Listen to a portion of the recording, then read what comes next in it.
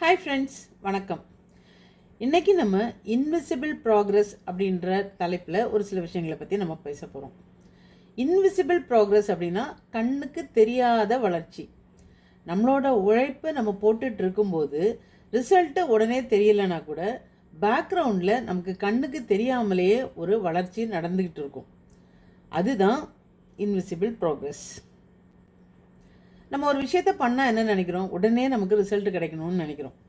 ஆனால் சம்டைம்ஸ் அது நடக்காது. ஆனால் நம்ம என்ன நினைக்கிறோம், நம்ம தினமும் உழைக்கிறோமே ஆனால் ரிசல்ட் நமக்கு உடனே கிடைக்கலையே அப்படின்னு சொல்லி சம்டைம்ஸ் நம்ம டீமோட்டிவேட் ஆகிடுறோம். நான் தினமும் வேலை செய்கிறேனே ஆனால் என்னோடய வாழ்க்கையில் எந்த முன்னேற்றமும் இல்லையே அப்படின்னு சொல்லி நம்ம யோசிக்கிறோம்.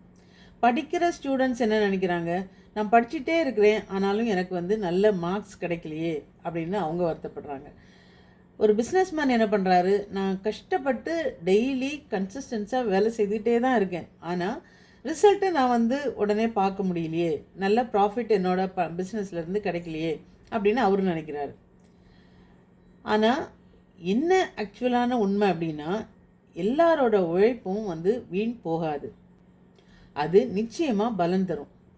நம்ம கண்ணுக்கு தெரிகிற வரைக்கும் நம்மளால் அதை உணர முடியாதே ஒழிய அது தன்னோட வேலையை பேக்ரவுண்டில் செய்துகிட்டே தான் இருக்குது. அதை நம்ம புரிஞ்சிக்கணும். அப்போ தான் நம்ம செய்கிற வேலையில் நம்ம இன்னும் இன்ட்ரெஸ்டடாக நம்ம வேலை செய்ய முடியும். ஆனால் நம்ம மனசு உடனே என்ன சொல்லும், ஐயோ இதெல்லாம் உனக்கு ஒத்து வராது, உடனே இதை நிறுத்து, வேற ஒன்று ட்ரை பண்ணு அப்படின்னு சொல்லும். அந்த இடத்துல தான் நம்ம கவனமாக டெசிஷன் எடுக்கணும். சீன மூங்கில் மரத்தை பற்றி உங்களுக்கு தெரியுமா? அதோட விதையை மண்ணில் நட்டு தினமும் அதுக்கு தண்ணி ஊற்றிட்டே இருக்கணும். அது எப்போ அதோட வளர்ச்சியை காமிக்கும் தெரியுமா? முதல் வருஷத்தில் எதுவுமே இருக்காது, 2வது வருஷத்துலேயும் எதுவுமே இருக்காது, 3வது வருஷத்துலேயும் ஒன்றும் இருக்காது, 4வது வருஷம் இல்லை, 5வது வருஷத்தில் தான் அதோட வளர்ச்சி தெரிய ஆரம்பிக்கும். 5 வருஷம் நீங்கள் பொறுமையாக அதுக்கு தண்ணி ஊற்றிட்டு இருக்கணும். டெய்லி தண்ணி ஊற்றி அதை டெய்லி பராமரிச்சுட்டு இருக்கணும். அப்போ தான் 5வது வருஷம் வரும்போது வித்தின் 6 வீக்ஸ் அது தன்னோட முழு வளர்ச்சியை அடைஞ்சிருக்குமா. 5 வருஷமாக ஒரு விதைக்கு தண்ணி விட்டு பராமரிச்சுட்டே வந்ததுக்கப்புறம் கூட எந்த ஒரு ரிசல்ட்டும் தெரியல அப்படின்னா எல்லாருக்குமே ஒரு மன சோர்வு வரும். பார்த்துட்ருக்கவங்களும் நம்மளை டீமோட்டிவேட் பண்ணுவாங்க. என்னது இது, இல்லை அந்த விதை வீணாகி இருக்கும், இனிமேல் நீங்கள் பராமரித்து பிரயோஜனம் இல்லை, விட்டுருங்க, அந்த மாதிரி கூட எல்லாருக்கிட்ட இருந்தும் ஒப்பீனியன் வரும், அட்வைஸ் வரும். ஆனால் 5 வருஷத்துக்கு அப்புறம் 6 வாரத்தில் அது 90 அடி உயரம் வளர்ந்துடும். அதுதான் மூங்கில் மரம். இப்போ நம்ம என்ன நினைக்கிறது, அந்த 6 வாரம்தான் அதோட வளர்ச்சி பீரியடுன்னு நம்ம நினைக்கிறதா, இல்லை இந்த 5 வருஷத்தில் நம்ம போட்ட உழைப்பின் பயன் தான் நமக்கு அந்த ஒரு 6 வாரத்தில் நம்மளுக்கு ரிசல்ட்டாக கிடச்சிருக்கிறதுன்னு நம்ம நினைக்கிறதா? இதை தான் நம்ம நல்லா புரிஞ்சுக்கணும். 5 வருஷம் நம்ம அதை பராமரித்ததன் பயன்தான் அது இந்த 6 வாரத்தில் வளர்ந்துருக்கு. அப்போது நமக்கு அந்த பொறுமை ரொம்ப முக்கியம். 5 வருஷமாக நம்ம அதை பொறுமையாக பராமரிச்சுட்டு வந்தால் தான் அதோட 90 அடி உயர வளர்ச்சியை கடைசி 6 வாரத்தில் நம்ம பார்க்க முடியும்.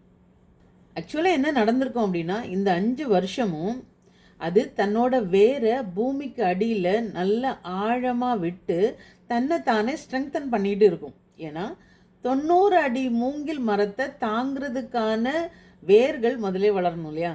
இந்த 5 வருஷமாக அந்த விதை அதை தான் பண்ணிக்கிட்டு இருந்தது. இந்த 90 அடி உயரம் மூங்கில தாங்கிறதுக்கான வேரை இது இந்த 5 வருஷமாக டெவலப் பண்ணிக்கிட்டே இருந்திருக்கும். அந்த வேர்கள் எல்லாம் வளர்ந்து அந்த 90 அடி மூங்கில தாங்குகிற அளவுக்கு வளர்ந்த உடனே அதுக்கப்புறம் தான் இது பூமிக்கு மேலே 6 வாரத்தில் தன்னோட வளர்ச்சியை வெளிக்காட்டுது. அதுதான் உண்மை. ஆனால் அது யாருக்குமே தெரியாது. ஆனால் அது வளர்ந்துக்கிட்டே தான் இருக்குது, ஆனால் வெளியில் தெரியல, அவ்வளோதான். ஓகே, ஒரு ரூமில் -10 டிகிரியில் ஒரு பனிக்கட்டி இருக்குது.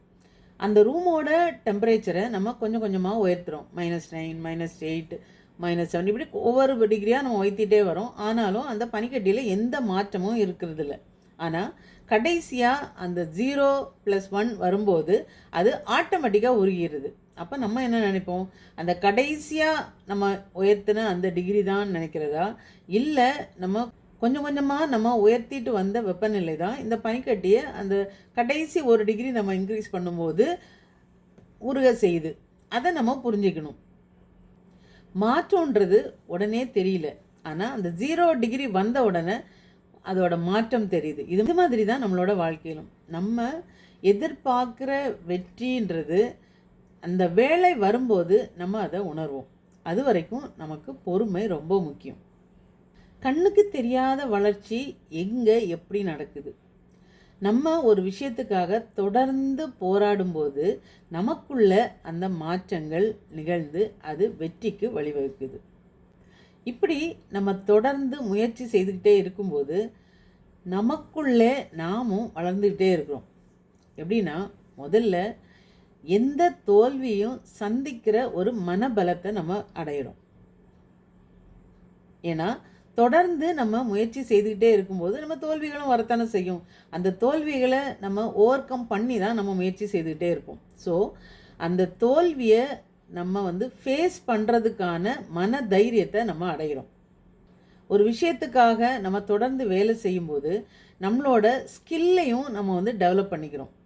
ஒரு வாட்டி ட்ரை பண்ணுவோம், கிடைக்கல அப்படின்னா அதை விட இன்னும் கொஞ்சம் பெட்டராக ட்ரை பண்ணுவோம். அப்போது அதுக்காக நம்ம தொடர்ந்து படிப்போம், நிறைய விஷயங்களை நம்ம தெரிஞ்சுக்குவோம், இன்னொரு மெத்தடில் நம்ம ட்ரை பண்ணுவோம், புது விதமான யுக்திகளை நம்ம கையாளுவோம். இப்படி நமக்கு நாமே கூட நிறைய விஷயங்களில் நம்ம வளருவோம். நம்மளோட ஸ்கில் வளரும், நம்மளோட நாலேஜ் வளரும்.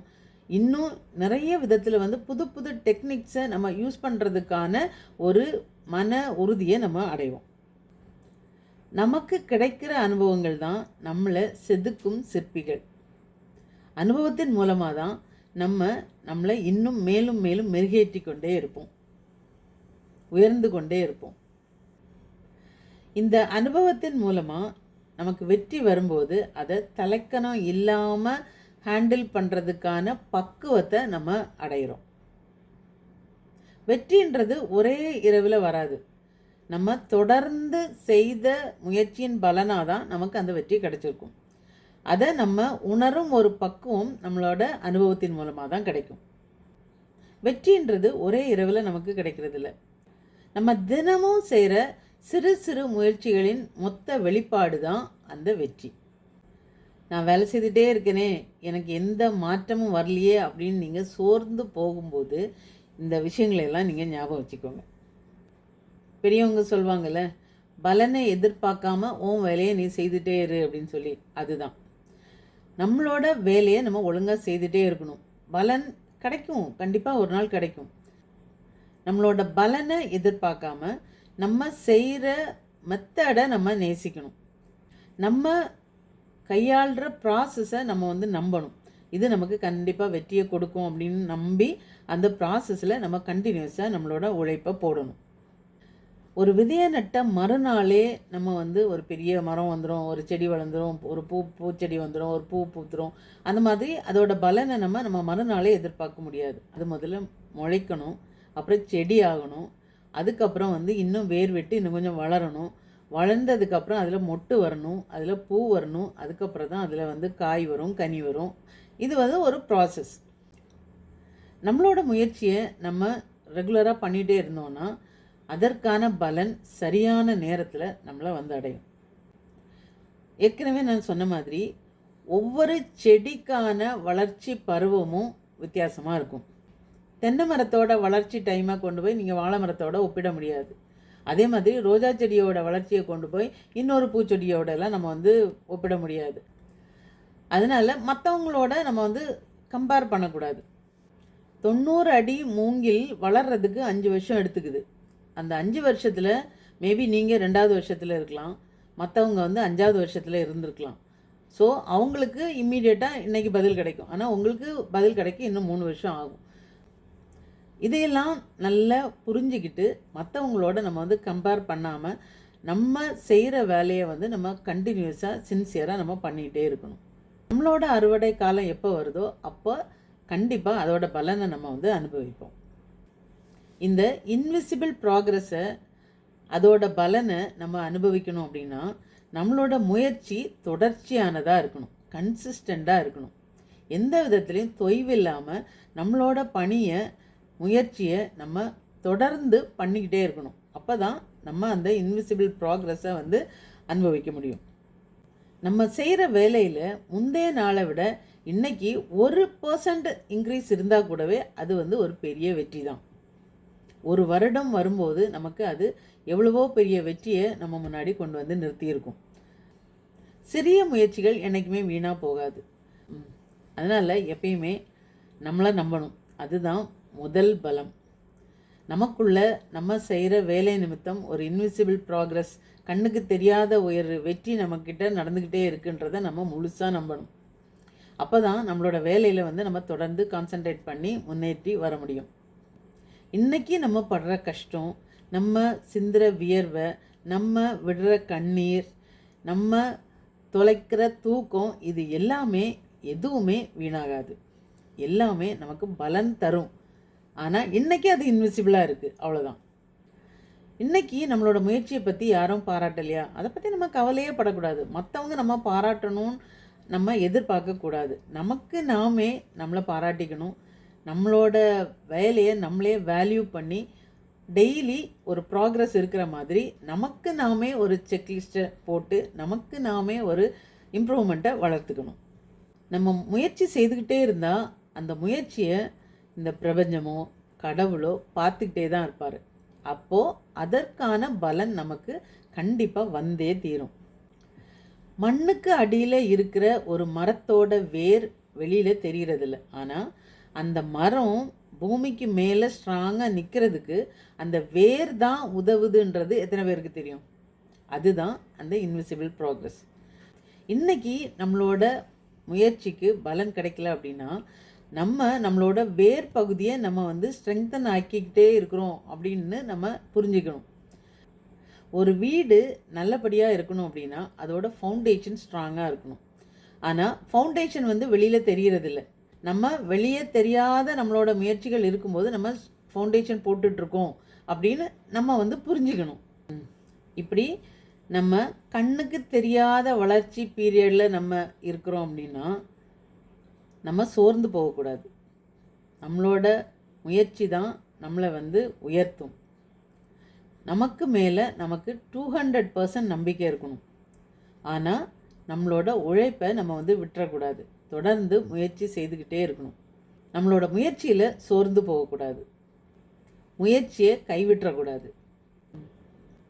எல்லாருடைய வாழ்க்கையிலையும் ஒரு கண்ணுக்கு தெரியாத வளர்ச்சி நடக்கிற ஒரு பீரியட் இருக்கும். அந்த பீரியடில் தான் நம்ம தன்னம்பிக்கையோட நம்மளோட முயற்சியை கைவிடாமல் தைரியமாக இருந்து அந்த ஃபேஸை கடந்து வரணும். அதை நம்ம பக்குவமாக கடந்துட்டோம் அப்படின்னா கண்டிப்பாக வெற்றியை சீக்கிரமாக அடைஞ்சிடுவோம். ஒரு சக்ஸஸ்ஃபுல்லான பர்சனாக நம்ம இருப்போம். செய்யலாமா?